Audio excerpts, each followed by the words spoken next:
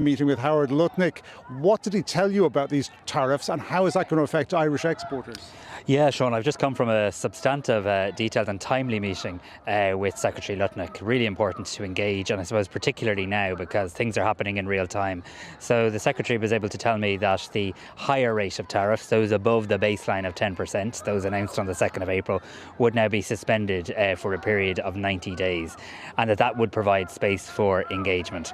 I would have very crucially made the point to him that we really need meaningful, substantive negotiation and engagement between Europe and between the United States, because if we've seen anything in the last few days, it's that the turmoil and uncertainty that tariffs have brought about isn't a good thing. So getting to sit around a table and actually try to negotiate something that's good for Europe, good for Ireland, good for Irish jobs and good for the United States is really important. Is 90 days going to be enough for Maroš Šefčovič and his team to negotiate? Because it's a huge economic and trading relationship between the EU and EU, biggest in the world. Well, I spoke to Maroš Šefčovič straight after the meeting to update him on the details from our discussion with Secretary Lutnick. And I think 90 days is a significant period of time. Whether it's enough remains to be seen, and it is important that there's still clarifications needed. It looks like, for example, the higher rate on cars and steel and aluminium is likely to remain. 10% tariffs still aren't good. Tariffs are bad, so we need to be cautious in relation to this. But crucially, what this has done is provide the space that the European Commission, European member states and Ireland has been calling for. It's been a big part of our diplomatic and political effort over the last while to try and create space for real and meaningful engagement. And I did also take the chance to talk to the Secretary about the two-way relationship between Ireland and the United States. And I must say he spoke favourably in relation to the Irish economic model and our economic success to date. Big question still remains about pharmaceutical tariffs. The President last night saying he's going to announce a special set of tariffs just for the pharma sector. That would be sectoral tariffs, not a general tariff.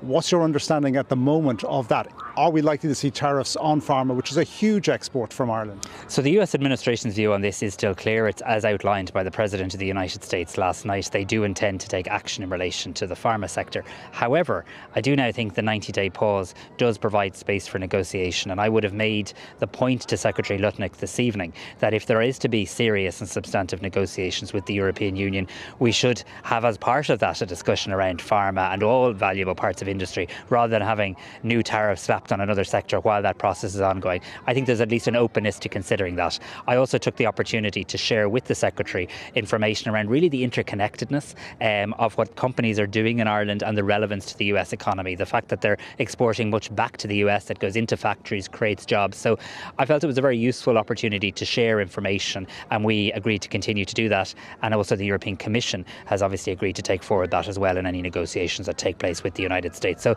this was very useful, very timely, certainly a very fluid situation here. But I think at the end of the day, as opposed to the start of the day today, I think we have to welcome the degree of relative certainty and time and space that has now been created for meaningful engagement. This is always what needed to happen: mature, calm discussion. Except in the case of China, where they've raised tariffs to 125%, they're looking more and more isolated in this. Do you have any concerns that Chinese exports intended for America might start heading for the European market?